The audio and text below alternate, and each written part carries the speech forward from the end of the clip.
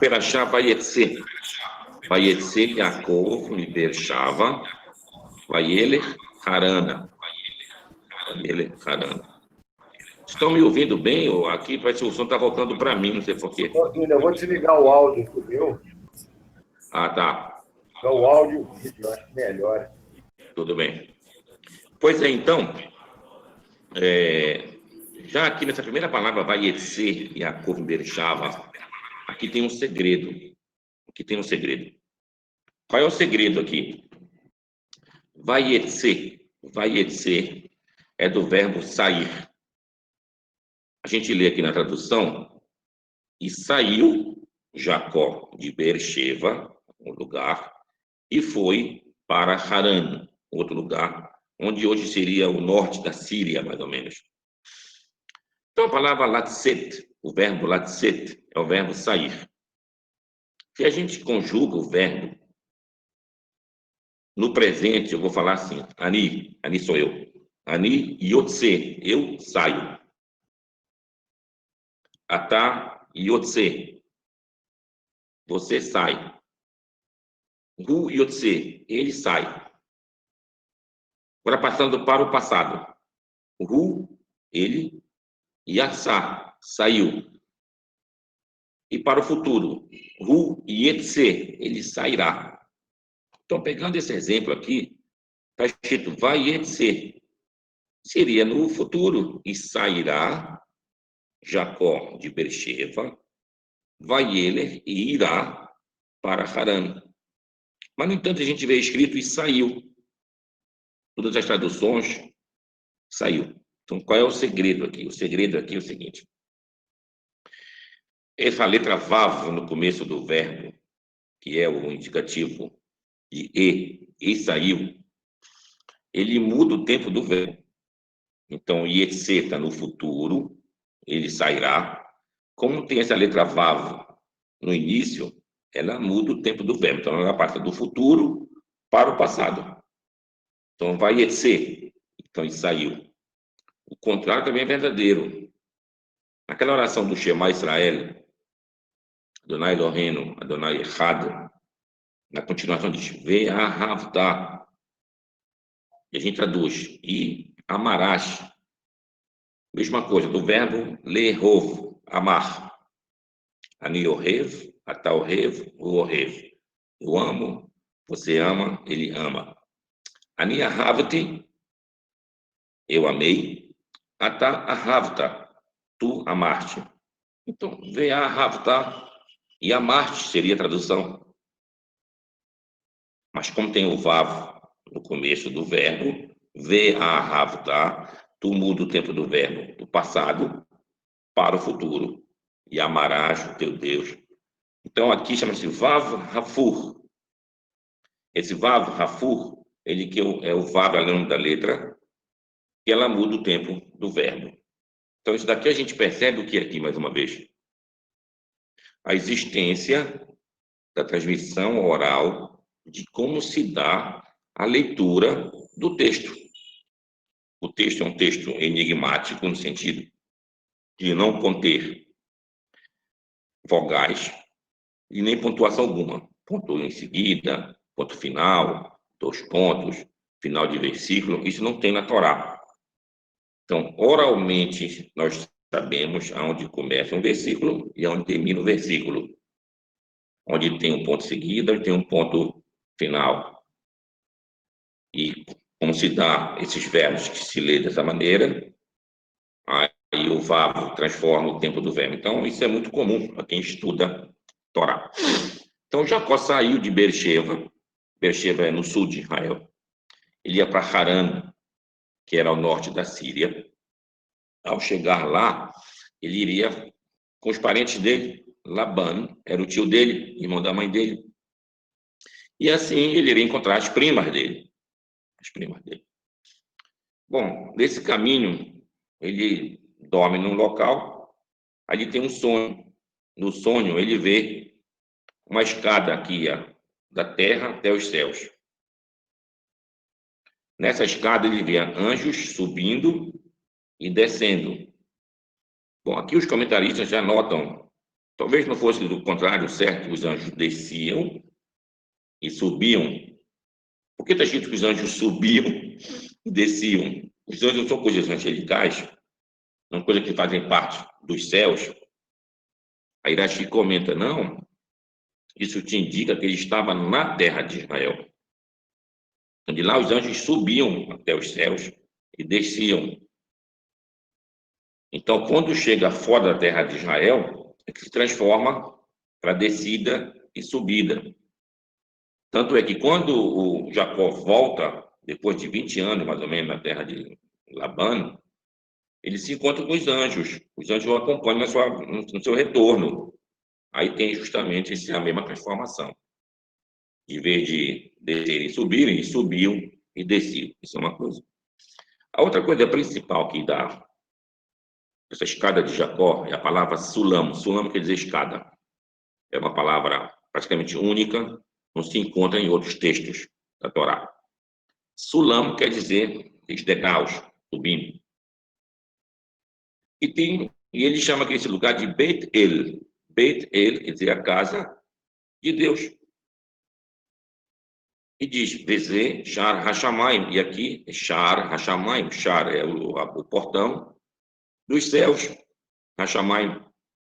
Porque é nome de muitas sinagogas pelo mundo inteiro. Shar Hashamayim.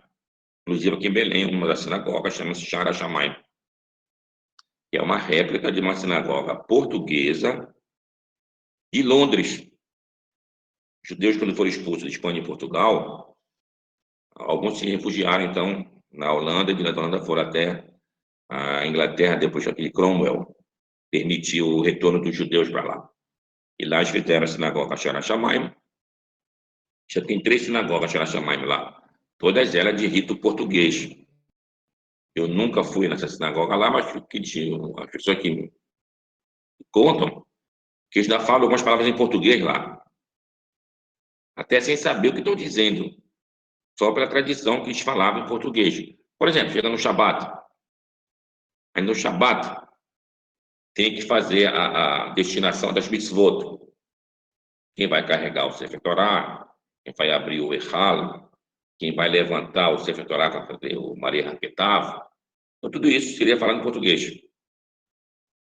E agora, mitzvah do Senhor, tal, dava um nome em inglês, mas essa fala vinha em português. Assim como aqui em Belém, por muitos anos também se usava em espanhol. Nas sinagogas se falava ainda em espanhol. Olha o tempo que a gente já não morava lá no Marrocos de espanhol, falamos português.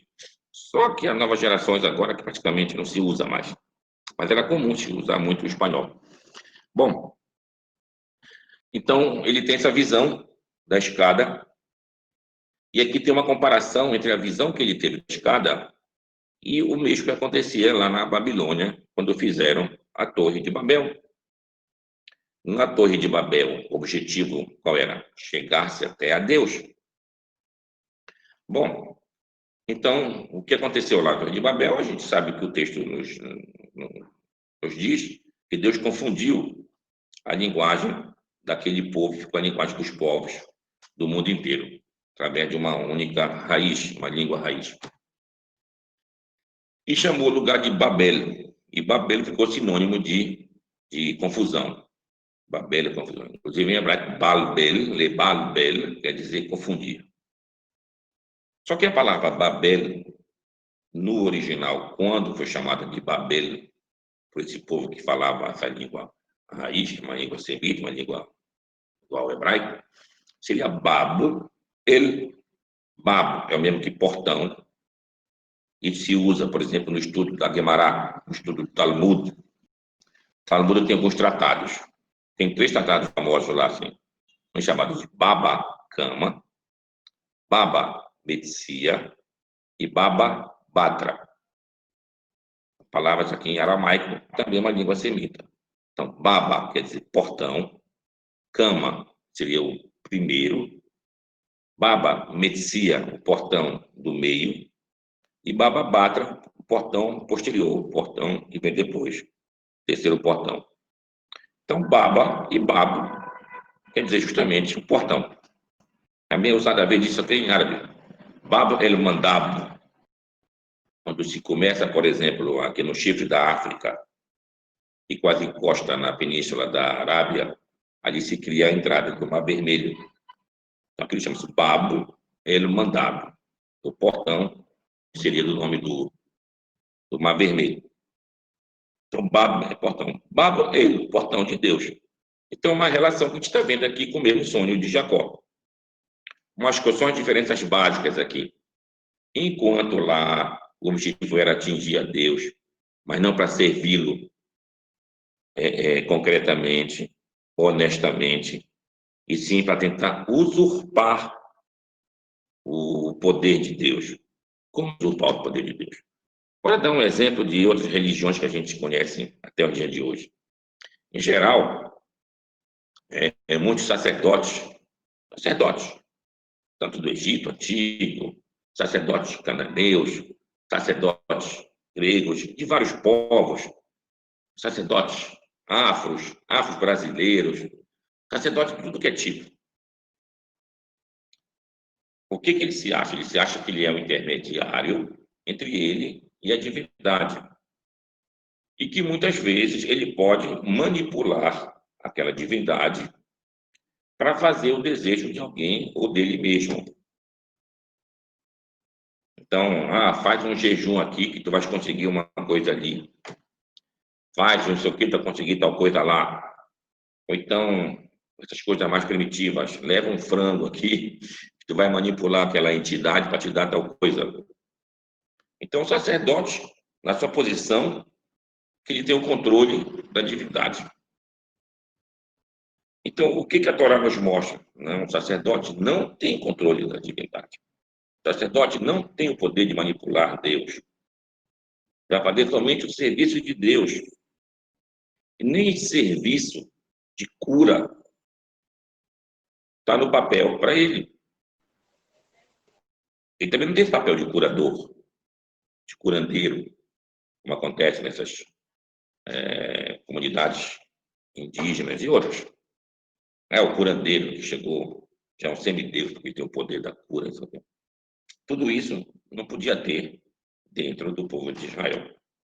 Então, o sacerdote ele era meramente um fazedor do serviço divino para que os outros pudessem trabalhar e o trabalho duro da terra, plantando, ou então pastando, trabalho duro. Então, tinha que dedicar um grupo que fosse dedicado ao estudo, a manter as leis e esse conhecimento do eterno Deus. Mas não tinha o poder de manipular ou de sobrepujar sobre os outros.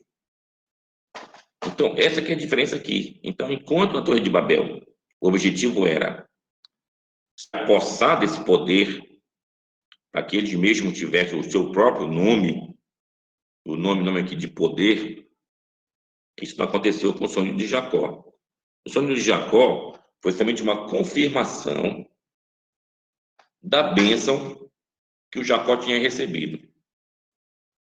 E é a mesma bênção que o patriarca Abraão também recebeu, que ia ser o herdeiro daquela terra, tanto para o norte, para o sul, para o leste e para o oeste, que as famílias seriam da terra abençoadas em nome de Jacó. Aqueles que o abençoaram seriam abençoados, e aqueles que porventura viessem amaldiçoar seriam amaldiçoados. Então ele recebeu isso daí do pai Isaac, depois recebeu isso quando ele foi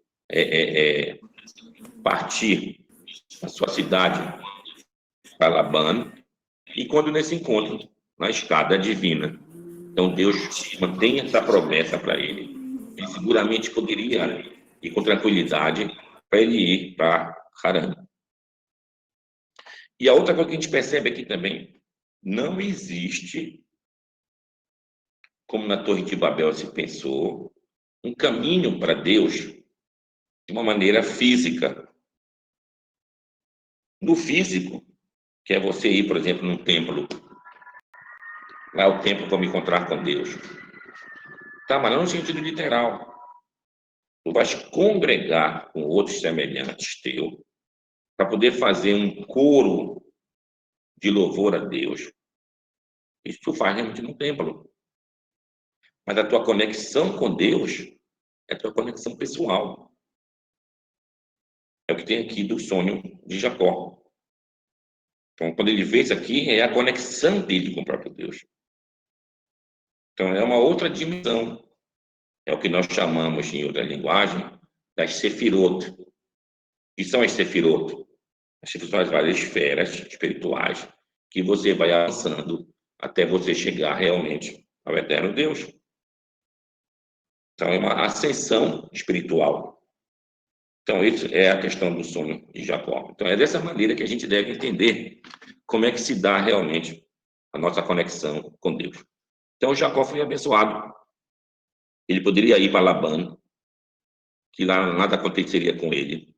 E assim ele foi. Ao chegar lá, aqui tem um encontro, que geralmente é um encontro que a Torá relata várias vezes, chegar perto de um poço, a água está fechada, aí vai uma jovem dar água para os seus animais, aí não tem como conseguir, aí esse estrangeiro vai e consegue abrir aquela pedra pesada do poço para tirar água, aí a jovem leva o rapaz até a sua família, apresenta.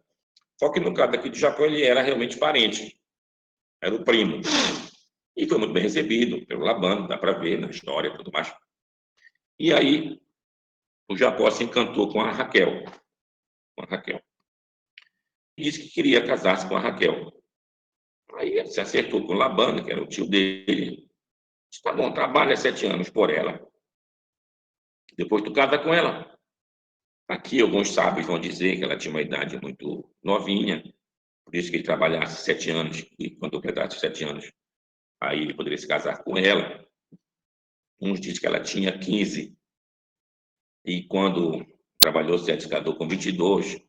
Outro dia, não, ela tinha 5 e se casou com 12. Bom, essas são explicações talmúdicas sobre esse episódio.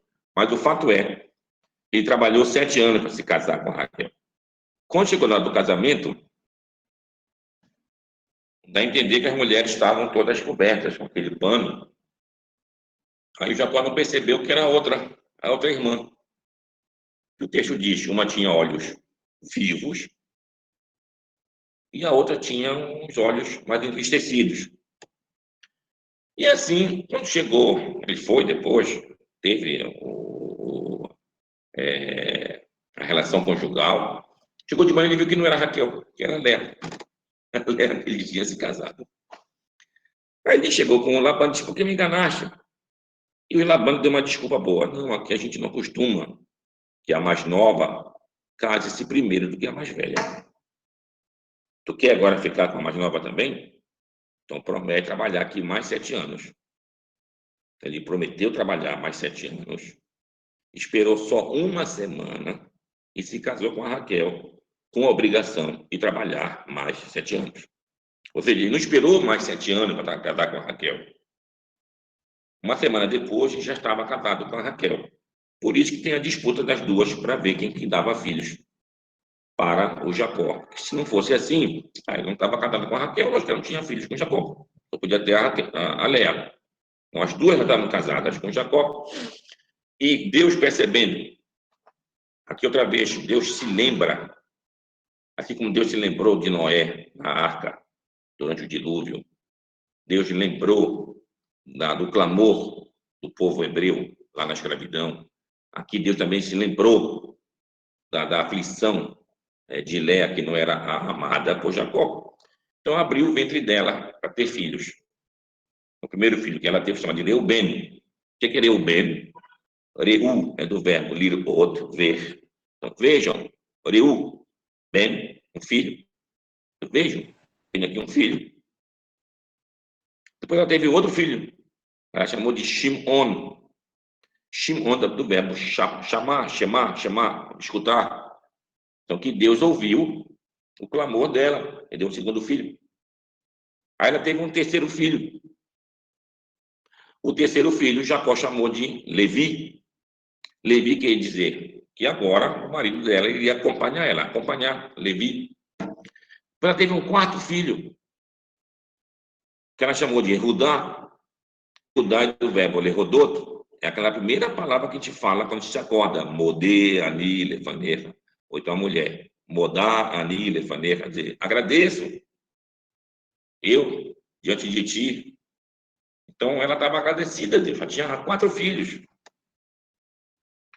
Bom, aí a Raquel, vendo que não tinha filhos, reclama isso com Jacó. Jacó diz, mas eu estou debaixo de Deus, não pode te dar filhos, é Deus que manda isso. E assim, então, ela dá a concubina dela, a erva dela, como concubina para Jacó, a Bilhá. E assim, então, Jacó tem filhos com a Bilhá. Ela chamou de Dan, e Deus já a julgou merecedora de filho, e Naftali, ou seja, ela também estava concorrendo junto com a irmã dela. A irmã, a Leia, vendo que tinha para ter filhos, e vendo que outra deu a serva, também deu a sua própria serva para ser concubina de Jacó, a Zilpá. E a Zilpá também teve filhos. E Gad e Asher. Gad quer dizer fortuna, afortunadamente, e Asher quer dizer bem-aventurado. Aí depois, quando o Judá já estava crescidinho, ele trouxe uma mandrágora, em hebraico, Dudaim. Isso é muito mencionado no livro de Cântico dos Cânticos, como uma folha ou uma flor que indica uma sensualidade. E então ele trouxe para a mãe dele isso. A Raquel disse, coisa linda, dá para mim. Aí a Léa ficou, já quer tirar aqui as flores que meu filho trouxe, já quer pegar meu marido também. Aí a Raquel disse, não, você é por causa disso, dorme com ele essa noite, como se a noite fosse dela, da Raquel. Aí quando Jacó chega em casa, a Léa diz, não, hoje você vai dormir comigo. Ou seja, era a vez da outra, mas agora ia dormir com a Léa. E dessa relação surge, então, o filho Issachar. Issachar quer dizer uma recompensa pelos méritos dela de ter procurado o marido dela. E depois teve mais um filho, chamado Zebulun. Zebulun também no sentido de ser um presente de Deus. E depois teve uma filha chamada Diná. Diná também do verbo dano, de justa. Só depois disso que a Raquel teve o privilégio de ter seu filho. Então, nasceu Yosef.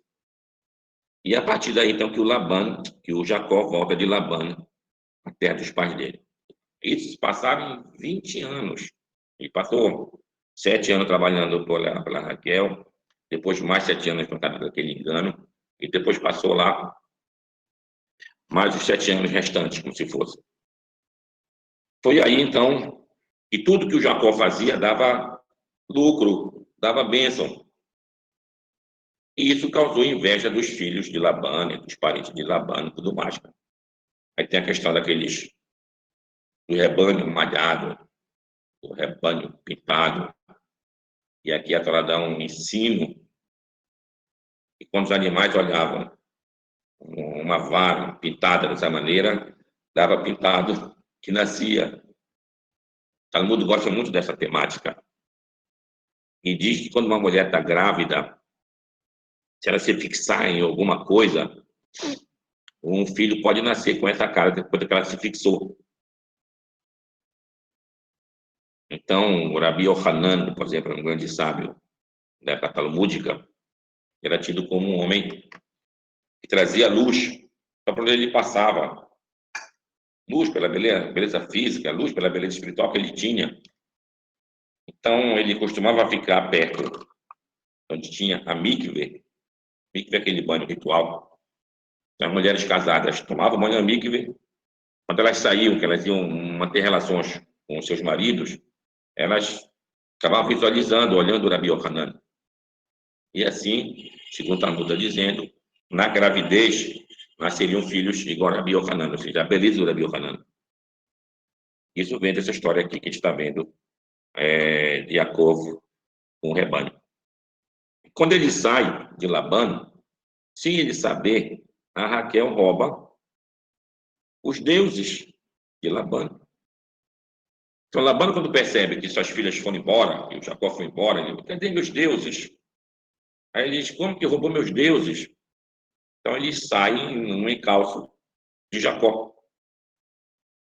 Quando ele chega a alcançar Jacó, ele adormece, Deus aparece para Labão e diz, não mexe com ele, nem para o bem, nem para o mal.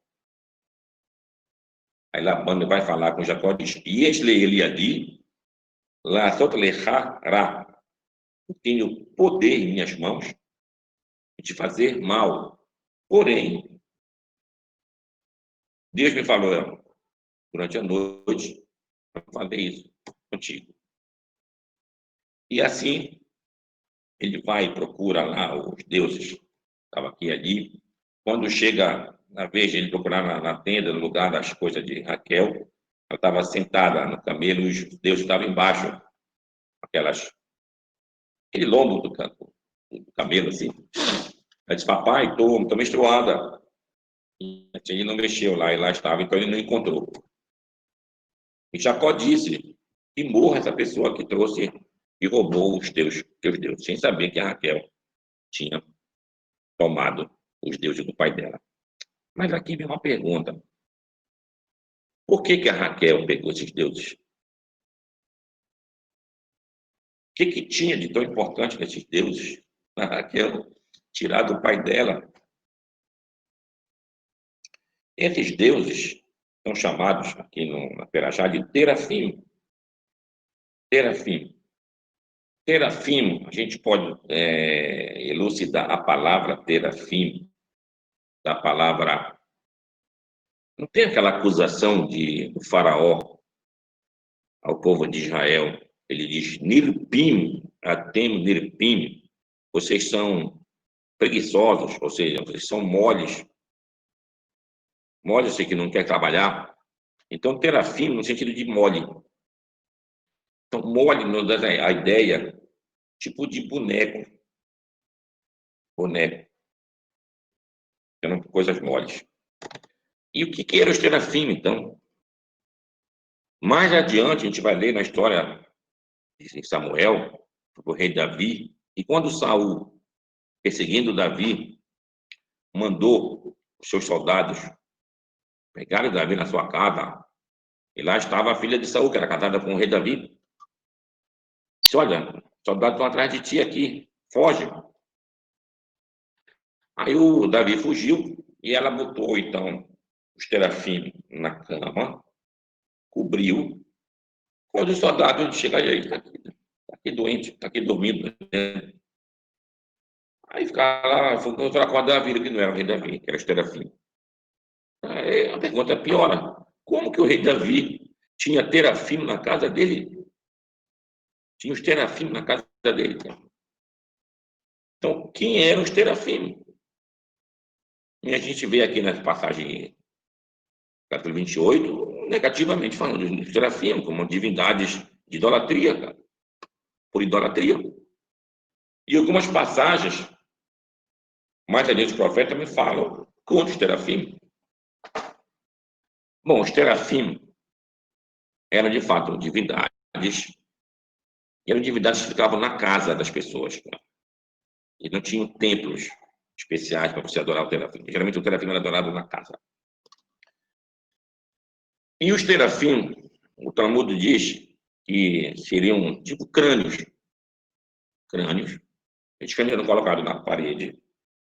E, através de um transe que entrava, a pessoa que estava na casa, ele mantinha um contato com esse crânio, e esse crânio falava as coisas para ele, como se o crânio falasse. E a Raquel, com medo, então, que seu pai soubesse através desse transe com o crânio, onde eles estariam, ela teria levado eles também junto. Mas isso não explica como é que o rei Davi tinha isso na sua casa. O rei Davi tinha crânios na casa dele lá. Como isso? Outra explicação que dão, não, que esses terafim é como se fosse um espantalho, tipo um boneco, e que eles serviam como relógio de sombra para ver a hora. Hoje nós temos relógios e não temos dificuldade de saber a hora. Mas imagina aquela época. Como é que tu ia saber, por exemplo, que você poderia fazer o sacrifício matinal até meio-dia? Quando é meio-dia, então o melhor sacrifício da tarde, às 3 da tarde, como tu ia saber isso? Então, saber essa questão da hora era uma coisa profética. Tanto é prova que Bilam, filho de profeta Bilam, se tem como conhecedor das horas divinas. Então, saber a hora, inclusive, essa questão de horóscopo. O que é horóscopo? Oro é hora, escopo e telescópio. Escópio para poder ver. Ver a hora. Então, ver a hora que alguém nasceu, por exemplo. Como é que vai saber a hora que alguém nasceu corretamente? Tinha que ter um relógio. A respeito de. A palavra relógio, vem do francês. Você viu que orológio, oro, de hora, lógio quer dizer saber. Então, saber da hora. Então, isso que o rei Davi tinha na casa dele, nesse sentido.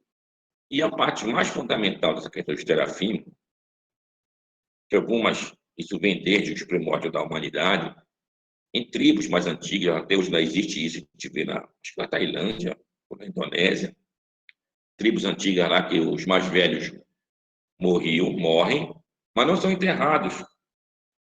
Eles conservam aquele corpo daquela pessoa e a pessoa fica lá como se não fosse uma pessoa viva. E às vezes, quando necessitam tomar decisões, a gente diz, bora perguntar a opinião aqui do vovô, no caso. O avô está morto. E assim eles faziam disso uma atividade. Entrava num certo trânsito, não, ele falou tal coisa, de repente eu continuo ir. É nesse sentido aí. Então, terafim, originalmente, seria justamente pessoas mortas, que não eram enterradas, ficavam na própria casa e serviu depois como divindade. Esse é o culto, por exemplo, shintoísta, lá do Japão, o culto aos mortos, respeito aos mortos, mas nesse sentido de transformar os mortos como se fosse uma divindade. Então, isso também a Torá foi contra. Os sacerdotes geralmente não iam para enterro de ninguém. O sacerdote só podia ir para enterro da família dele. Então, enterro não era uma coisa de comoção. Em geral, hoje em dia, tu vê, por exemplo, onde se acentua o serviço, o trabalho de um sacerdote. Pastor, padre, já no dia da morte. Morreu outra pessoa, chama o pastor, então chama o padre. E no então, chama o rabino. Aí tem que ir lá, dar umas palavras e tudo mais, aquela comoção toda lá. Mas na época bíblica, não. O sacerdote não ia.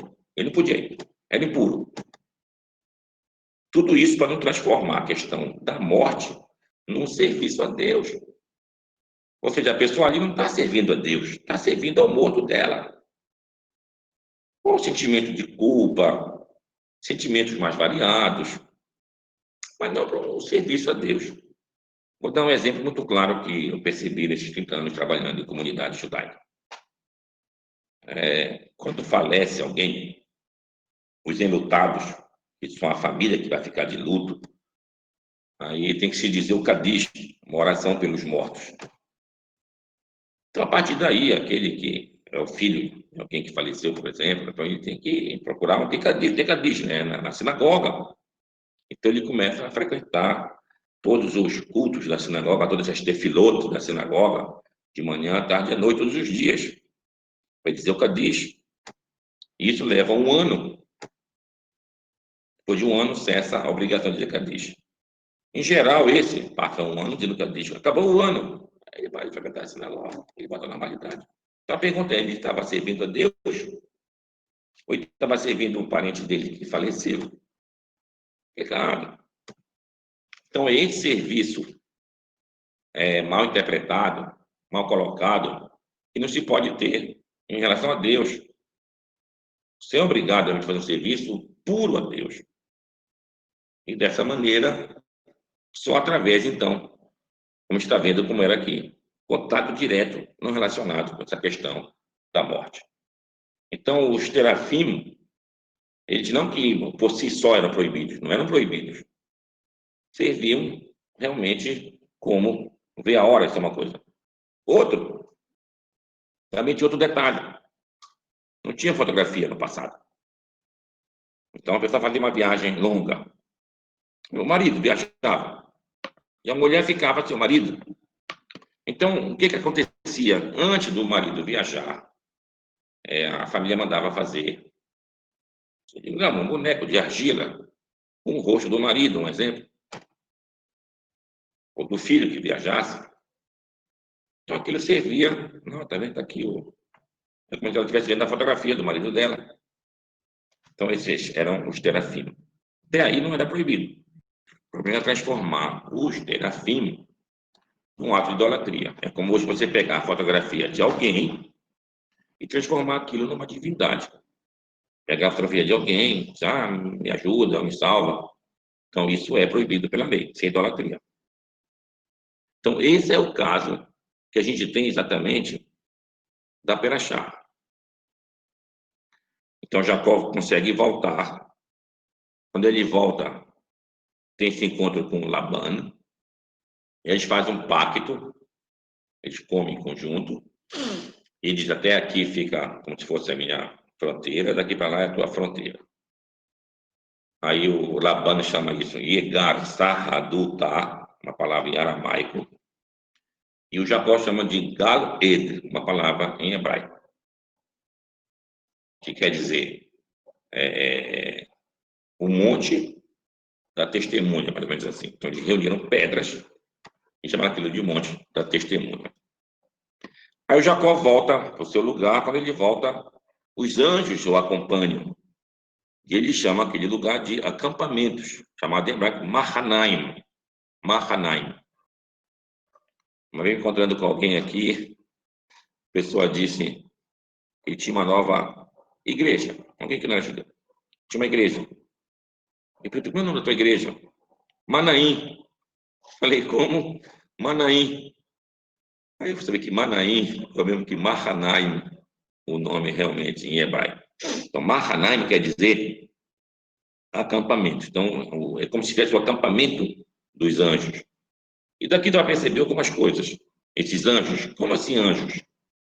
No livro de Daniel, mais adiante a gente vai saber que espiritualmente existe um anjo responsável pelo povo de Israel, o anjo responsável pela nação, digamos, do passado, da Pérsia, pela nação egípcia, pela nação da Babilônia, assim como até hoje. Então, existe uma força espiritual, de uma certa maneira, também vivenciando o mundo que a gente vive aqui. Então, existem forças espirituais. Então, isso depende como é que esse povo se comporta. Se o povo, na sua maioria, se comporta de uma maneira certa, espiritualmente vão ter forças positivas. Se, infelizmente, o povo não se comporta com coisas certas, vai ter espiritualmente coisas ruins, difíceis. Então, é isso que aconteceu. Então, é isso que a gente vai ver mais adiante. Quando Jacó se encontrar com o seu irmão Esaú, ele vai ter uma luta com o anjo. Esse anjo era o anjo, no caso, como se fosse das forças espirituais do próprio Esaú. Então, é dessa maneira que a gente deve entender o texto quando fala desses anjos. Então, os anjos apresentavam harmonia, eles subiam e desciam harmonicamente, sem nenhuma dificuldade, sem nenhum conflito. Então, eles representavam o que Deus quer realmente no nosso mundo aqui. Nós temos que ter aqui harmonia, uma perfeição de ajustes do nosso comportamento. Nós fazemos realmente o nosso ímpeto para a gente seguir o bom caminho, mesmo com as nossas dificuldades, mesmo com os nossos obstáculos. Como disse o rei Davi nos seus salmos, mas no Salmo 24 ele também cita isso. Ele diz, quem é aquele que vai subir no monte sagrado. Aí diz, Neki Rapaim, o bar levav, aquele que tem as mãos limpas, o bar levav, e tem um coração puro. Ainda continua mais o texto. Asher lonassá lashav nafshi, aquele que não alçou, que não levantou o nome de Deus em vão. Lonishba lemirmá, e que não jurou falsamente. Então, nós temos que ter realmente uma compreensão só com respeito a Deus devidamente, não praticar idolatria, não praticar atos abomináveis, que a gente possa receber realmente o direito de entrar na montanha do eterno Deus. Então, é esse conceito que é o diferencial da escada de Jacó para com a torre de Babel. Ambos fizeram algo para chegar até os céus, mas um era com manipulação, um era com hipocrisia. Então, isso não é o caminho de chegar a Deus. Então, o caminho para chegar a Deus passa exatamente pelo Ve'ahavta et Hashem Elokecha bechol levavecha ubechol nafshecha ubechol meodecha. E amarás teu Deus com todo o coração, toda a tua alma e com todas as tuas forças, todas as tuas posses. Então, essa é a mitzvah da Perashá de hoje. Eu vou deixar aberto para te ter nossas perguntas e a gente se dedicar mais às nossas perguntas. Por favor.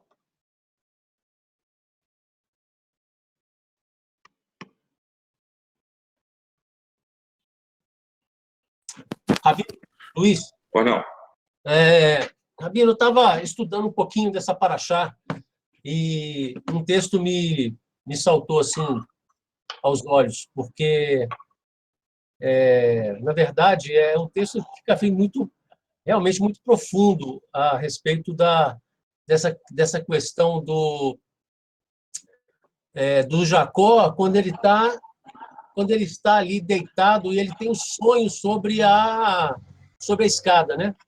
Sobre a forma. E o texto fala o seguinte, é um texto, eu acho que é Talmud, mas ele está em Sonsino, Gênesis Rabá, e ele fala assim, Rabia, o velho e o rabino Hanai discordaram, um manteve, eles estavam subindo e descendo a escada, enquanto o outro disse, eles estavam subindo e descendo em Jacó. Quer dizer que, eu não sei se eu entendi bem, mas assim, Jacó seria não a escada, mas a conexão.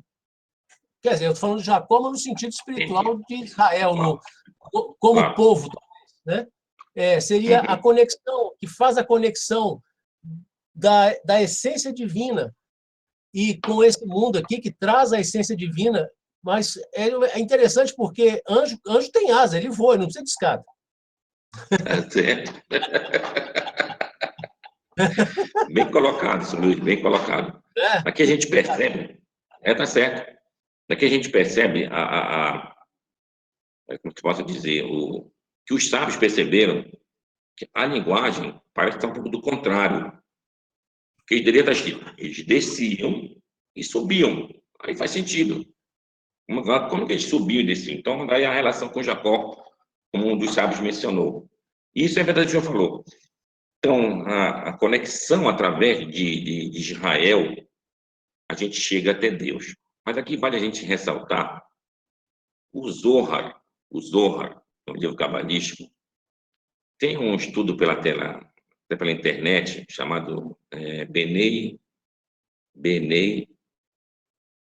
daqui a pouco me lembro o nome, Benei Abraham, Benei Rudá, daqui a pouco me lembro, que fala exatamente sobre a questão de um estudo cabalístico. Então, tem um rabino famoso chamado Michael Leitman, tem livros até em português do Leitman. Ele traz nos seus comentários, explicando o que o Zohar diz, no final das contas, quando se fala Israel e quando se fala Umot Haolam, as nações do mundo, cabalisticamente se refere a Israel é você vencer o seu próprio ego. Enquanto que nações do mundo é uma relação de você estar inchando o seu ego. Então, quando você incha seu ego, tu não consegue chegar até a unidade com Deus, porque tu está inchado contigo mesmo. Não, eu sou eu. Então, aqui tu não tem como encostar em mim, nada. Quando você anula o seu próprio eu, aí tu vai se encaixar realmente no eu maior, que é o do eterno. Lembra que a gente falou sobre a diferença da criação do mundo e a revelação no Monte Sinai? Na criação do mundo, a Torá escreve Bereshit, bara Elohim, et hashamayim v'et haaretz. No princípio, que Deus já terra. Qual é a primeira letra? Bereshit, Bet. Enquanto que lá nos 10 mandamentos, que é a outra revelação de Deus, Deus fala, Anohi, Hashem Elokecha, Shehotzeticha, Meretz Mitzrayim v'et avadim. Eu sou o teu Deus, te tirei da terra do Egito, da casa dos escravos. Então a palavra Anohi começa com a letra Aleph. Aleph. E isso indica o que exatamente? O eu maior. Então nós estamos contidos dentro desse eu maior. Mas quando eu incho o meu ego, eu não quero pensar. Vou pensar, é só eu mesmo. Não, pois então, o eu maior sai, né? Exatamente, não sai. Então, quando se fala lá no Zohar de chegar a nível de Israel, chegar nesse nível de vencer teu próprio ego. Então, é interessante essa questão do que o Zohar coloca, que é, de fato, uma elevação espiritual enorme. Então, logicamente que tem essa relação física do povo de Israel, mas não quer dizer que aquele indivíduo que é do povo de Israel, ele venceu o ego dele, a gente percebe que não. Então, ele não está nessa conexão com Deus. Então, é só o ensino que está incidindo em cima desse povo, justamente a preservação da Torá, tudo mais, isso daí, isso está correto, está legal, tá bom, para poder atingir esse nível de vencer o nosso ego. Então, bem colocada a sua assertiva sobre isso. Rabino, obrigado. Parou. Boa noite, Rabino. Ô, meu amigo. Tudo bem, Dan? Tudo bom? Bom, Rabino, eu estava lembrando aqui de uma leitura que eu fiz, acho que foi no Tratado Megilá, que explica como, digamos assim, como Yaakov, ele acabou se casando com Leia. Aquela pergunta que fica na nossa cabeça, né? Como é que pode o cara confundir uma pessoa com outra, né? Ainda mais no casamento. Aí tem uma explicação lá que a Raquel, ela combinou sinais com o Yaakov, né? E que ela ficou com compaixão da irmã dela, para a irmã dela não se sentir assim constrangida, que passou os sinais para a irmã dela. Por isso que ele acabou casando com a Leia, porque Leia fez, no caso, os sinais. Mas o que me chama a atenção, Rabino, é que o patriarca Yaakov teve, no caso, mulheres, né, concubinas, Sara, né, que foi sua esposa, Isaac não teve só uma esposa, né, e Yaakov teve 2 esposas e 2 peligachim, né, duas concubinas. Aí vem a pergunta, hoje em Israel, como é que funciona, Rabino? Pode ter 2 esposas, a poligamia? Como é que... eu sempre quis perguntar isso, tá aí a oportunidade agora. Acho que a tua pergunta é capciosa, Dan. Meu amigo Dan, é assim, a Torá, como a gente está vendo aqui, ela permite a poligamia, a pessoa poderia se casar com várias esposas e também várias concubinas. O que é a concubina em relação à esposa? A concubina em relação à esposa é que se o homem quisesse se divorciar da concubina, ele não teria que pagar o valor que ele prometeu no casamento com a esposa. Isso consta do gueto, do divórcio. Então, eu caso com uma esposa, por exemplo. Aí eu vou dar um valor. Esse valor, se caso a pessoa vier a se divorciar, tu tem que pagar esse valor que você prometeu para tua esposa. Então, isso chama-se esposa. Já a concubina, não, ela é minha mulher, mas eu não tenho esse compromisso com ela. Se caso terminar, terminou, olha, tchau e bênção, e assim terminou. De modo que a tua pergunta ela é muito atual. Em Israel, ainda se estuda de novo a possibilidade de se ter casamentos por concubinato. Concubinato. Aí a pergunta, mas não é um retrocesso? Não chega a ser um retrocesso pelo seguinte motivo. Pela lei, quem dá o divórcio é o homem. Se porventura a mulher não quiser mais aquele homem, ela vai enfrentar alguns problemas. Vai ter que convencer o tribunal rabínico. O tribunal vai ter que convencer aquele marido para ele dar o divórcio para ela. Aí, numa briga por birra, ele não quer dar o divórcio. Não, também não vou te dar divórcio. Só para a mulher não poder casar com outro, digamos assim. Então, vai dificultar a vida dela. Se por um acaso for concubinato, acabou, acabou. Também não tem compromisso de ambas as partes, digamos assim. Então, para o mundo moderno, em que as relações acabam sendo mais transitórias, então a pergunta é hoje, não vale tu viver mais com concubinato hoje do que com questão de um casamento que dificulta, às vezes, a questão do divórcio? Então, essa aqui é a questão. Que hoje, antigamente não, também tinha a questão que a mulher ficava numa situação difícil, que ela tinha que receber aquele dinheiro como tinha prometido. Mas hoje também não é o caso. Hoje a mulher trabalha, aí não pagou, não vai estar até daqui não pagou. Trabalha, tem seu próprio dinheiro. Então, hoje, em Israel, está se estudando a possibilidade. Rabino já falou sobre isso, no século XVII, século XVIII, sobre a questão de se viver no concubinato, Pilaquishim, como tu estás falando. E assim se evita outros problemas, dessa ordem que está sendo falado. Mas, na tua pergunta específica sobre a questão da poligamia, em Israel, a lei diz assim, a gente não permite aqui poligamia. Se por um acaso, estes que estão voltando para a terra de Israel, vêm com as suas esposas, aqui eles ficam com as suas esposas. Um era casado com 4 mulheres. O judeu casado com 4 mulheres. E ele queria voltar para Israel, fazer aliar. Ah, tá bom, ele vem com as 4 esposas dele. E vivia com as 4 esposas dele aqui, lá em Israel. Mas já para os seus filhos, já não seria permitido que ele tivesse, assim, várias esposas. Então, é nesse sentido aí que a gente está falando, que Israel não se tem hoje. Agora, a pergunta, isso é de Israel. Halachicamente, na halachá judaica, o que fica isso? Torá, como está vendo, permite aqui.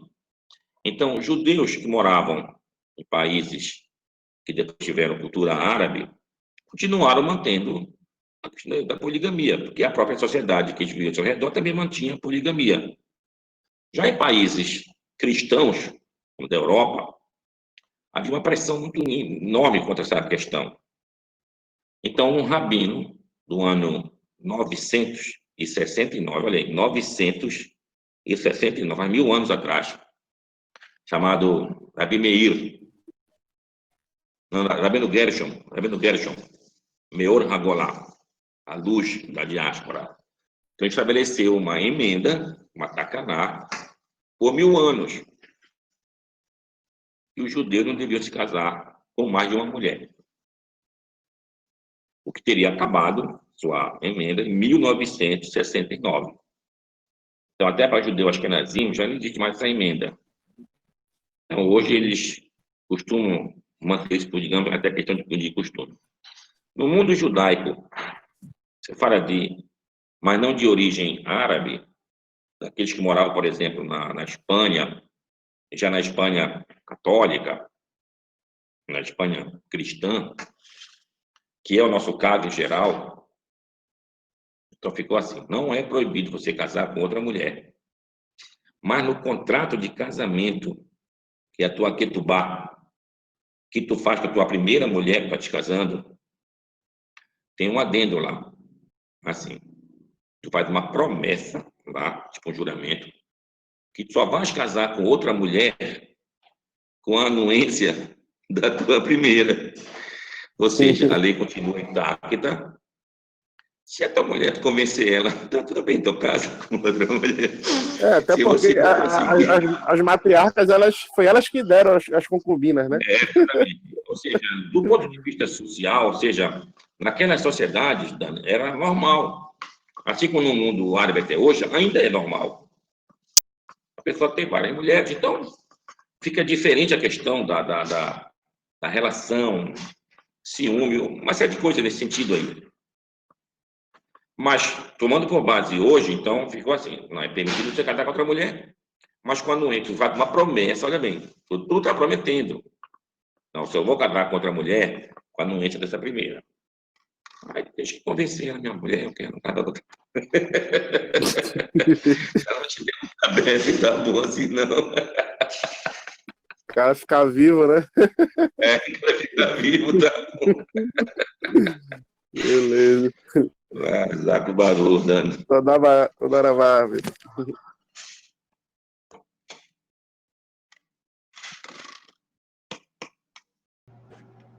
Rabino, boa noite, Oi, shalom. Shalom, tudo bem?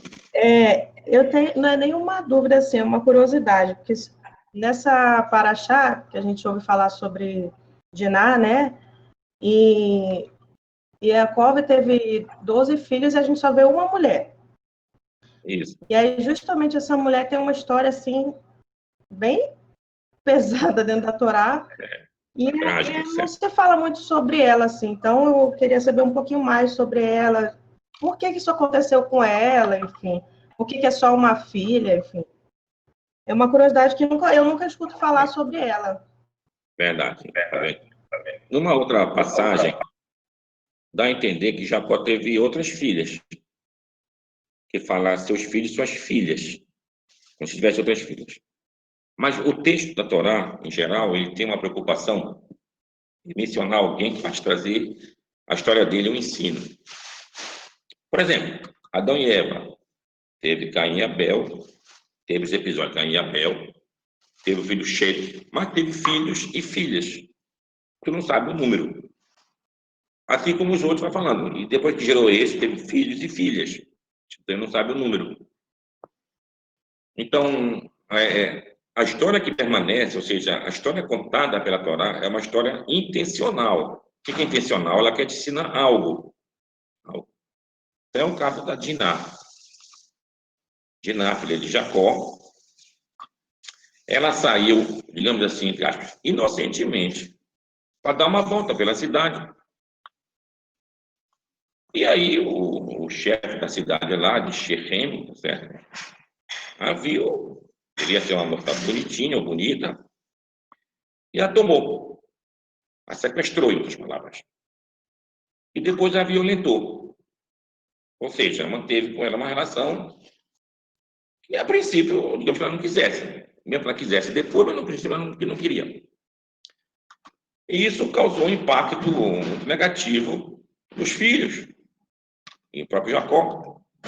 Só que depois o sequestrador ficou gostando da sequestrada e pediu para seu pai: papai, eu gosto dessa moça, quero ficar com ela. Vá falar com o pai dela. E o pai vai falar com o pai dela, o Jacó.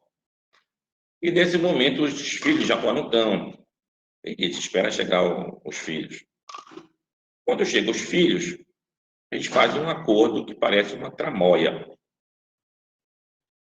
Aí parece aceitar as condições que ele coloca, ele vai dar bastante um enxoval, né, donativos, a questão do casamento, mas que ele queria que ela ficasse com o Shechem. Aí ele disse, não, ele é incircunciso. Era preciso que vocês fizessem a circuncisão. Aí o pai se compromete, junto com o filho, de fazer, não só eles, a circuncisão, todo o povo daquela cidade deles, de fazer a circuncisão. E aí todos fizeram a circuncisão. E aí, 2 filhos de Jacó, Levi e Shimon, pegaram a espada, aproveitando que todos estavam doloridos, foi e matou praticamente todos, e tomou a filha de volta. E disseram, Harzoná, como uma prostituta, deveriam tratar a nossa irmã. E assim acaba tragicamente a história dela. O Midrash amplia a história dela. Ela acabou ficando na casa de Shimon. Aí ela teve uma filha desse relacionamento. E desse relacionamento com essa filha, ela com medo que fosse maltratada na família, ela acabou doando a filha dela, mais ou menos assim.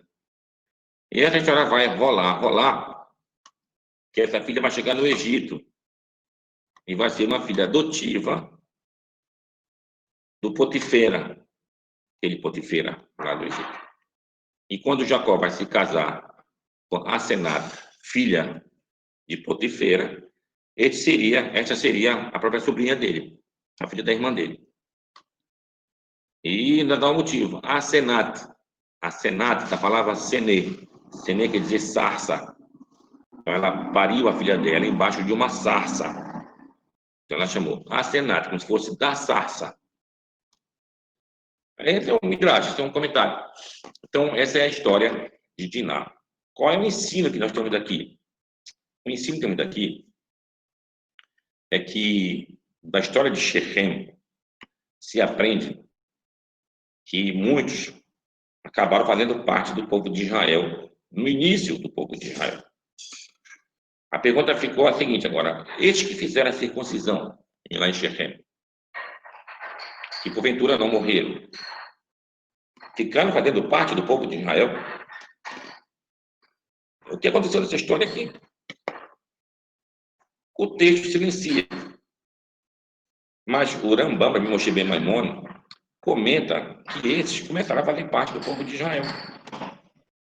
Ou seja, que a conversão que eles fizeram é tipo uma conversão. Eu vou fazer minha circuncisão para eu ingressar junto nessa outra etnia aqui e fazer parte. Então, agora, em documentos extra-bíblicos, olha bem, documentos extra-bíblicos, tu tem as famosas cartas de Amarna. Vou até botar na internet, lá no Google, cartas de Amarna. O que são essas cartas de Amarna? Tem um faraó do Egito famoso chamado Akhenaton. O Akhenaton começou a tentar adorar o deus Sol, chamado Aton. Akhenaton. A divindade do Sol. Era a única que seria. Então, quando descobriram agora, Amarna era a cidade que ele construiu. Então, lá se encontraram várias tabuinhas, cartas que eram as correspondências dele com o povo que morava lá em Canaã, que era tipo uma possessão egípcia.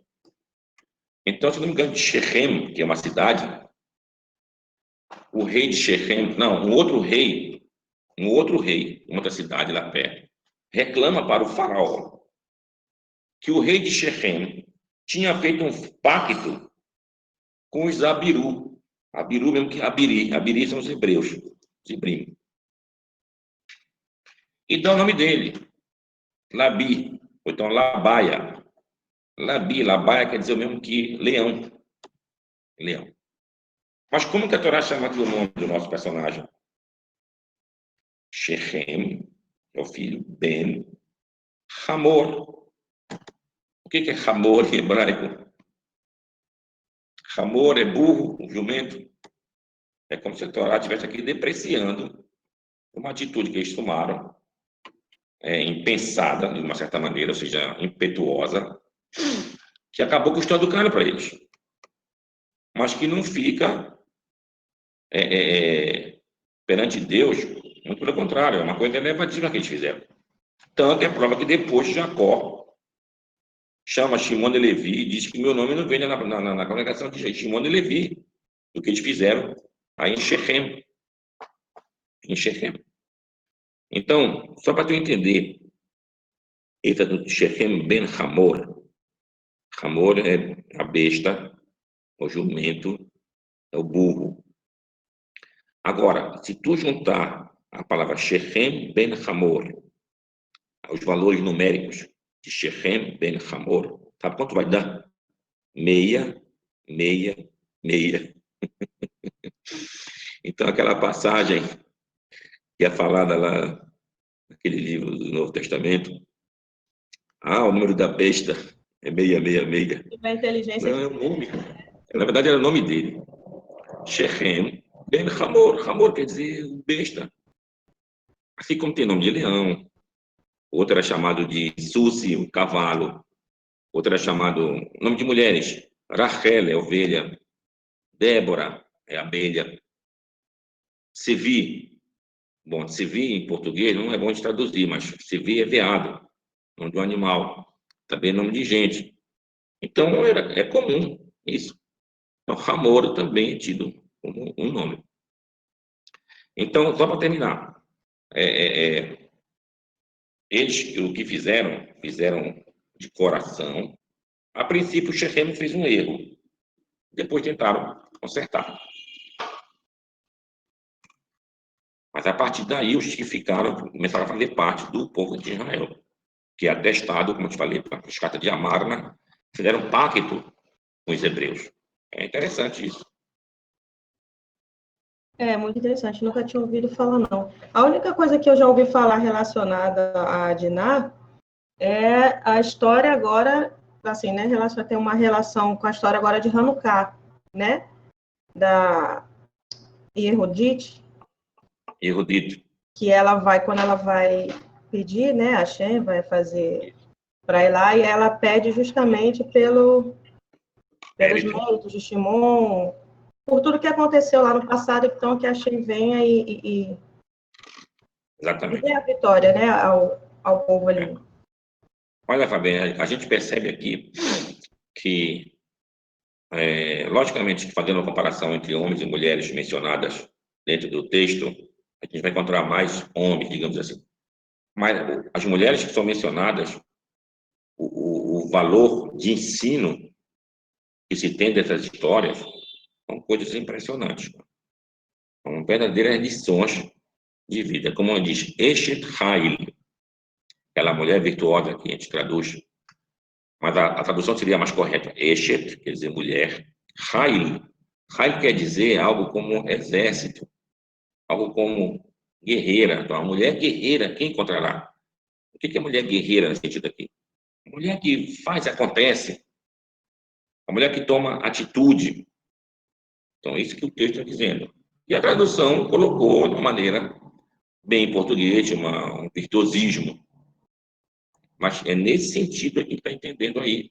Ou seja, como muitas mitzvot, as mulheres são isentas pelo motivo de ter filhos, de criar filhos, mesmo assim a mulher toma atitude, não, ela quer fazer tal mitzvah, quer fazer isso, quer fazer aquilo outro, ela toma a dianteira. Então, isso é um mérito muito grande. Ok, obrigada. Bem lembrado em Hanukkah. Inclusive é dito assim, quando chegou na época do bezerro de ouro, o Arão disse: tomem vossos aros, vossos ouros e tragam para cá. De quem os homens iam tomar os aros de ouro? Disse as mulheres. Mas o texto diz que eles não conseguiram pegar de suas mulheres. Então, pelo mérito das mulheres não terem dado seus aros nem seus ouros para fazer idolatria, elas foram recompensadas com algumas mitzvot. Entre elas, Rosh Chodesh, são 12 vezes durante o ano, e Hanukkah. Por isso que em Hanukkah, a mulher pode acender as velas, dizer a berachá das velas e servir para todos. Eu pensei que fosse só... mesmo que tenha só homem, e tiver uma mulher, ela pode acender para todos. Já que a mitzvah, ela é obrigada também, já que é uma mitzvah para ela. Interessante, né? E outra situação, aproveitando isso, Fabiano, a gente sabe que Minyan, aquele número de 10 pessoas, a mulher não conta. Mas numa situação de Hanukkah, se vai à sinagoga, por exemplo, em geral, na sexta-feira de tarde, tu tens que acender a Hanukkah na sinagoga antes Shabat começar, lógico. Então, tu tens que ir mais cedo para a sinagoga, para acender a Hanukkah da sinagoga. Então, chegando à sinagoga, tu vai ter mais dificuldade de minyan. Nesse momento, tu podes contar com mulheres para fazer minyan. Digamos, tem 4 homens e 6 mulheres. Tem minyan. Aí tu pode acender a Hanukkah da sinagoga com berachá. E a Hanukkah da sinagoga só pode ser acesa com berachá se tiver minyan. Já minyan tu acende sem berachá. E nesse caso, a mulher conta para fazer minyan. Azar parou, Fabiane. Obrigada, Rabino.